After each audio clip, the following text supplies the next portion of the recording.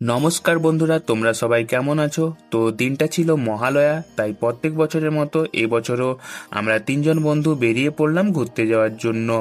তো আমরা ট্রেনে করে পৌঁছে গেলাম হাওড়া স্টেশন, আর ওখান থেকে বেরিয়ে চলে গেলাম ফেরির ঘাটে টিকিট কাটার জন্য।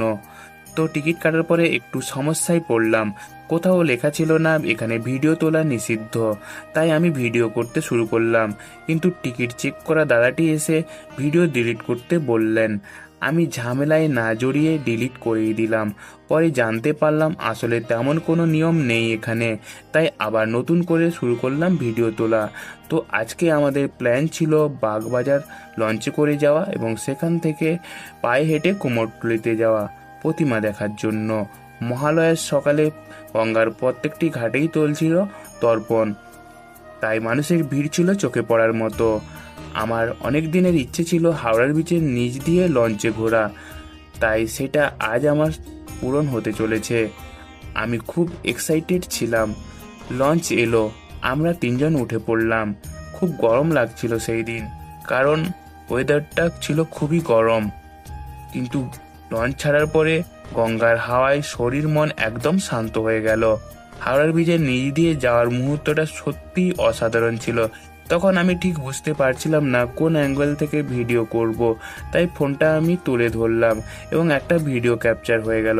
জানি না ভিডিওটা কেমন হয়েছে।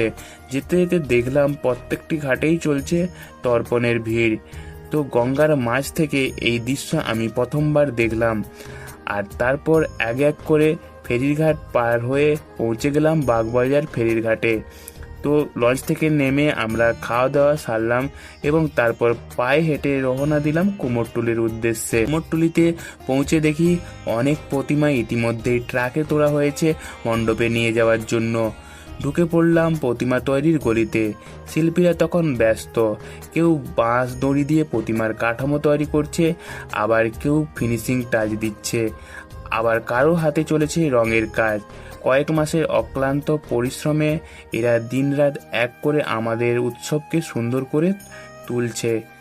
ভিড় উপচে পড়ছে শিল্পী, ফটোগ্রাফার আর দর্শকে। তো রাস্তাগুলো একদম গম গম করছিল তাদের আওয়াজে। অবাক করার মতো ব্যাপার হলো এত বড় প্রতিমাগুলোকে কিভাবে এত সরু গলি দিয়ে বের করে ট্রাকে তোলা হচ্ছে। কিছু অভিজ্ঞ মানুষ আছে যারা প্রত্যেক বছর এই কাজ করে। তাদের দক্ষ হাত দিয়ে খুব যত্ন সহকারে প্রতিমাগুলোকে গলির ভেতর থেকে ট্রাকে তোলে।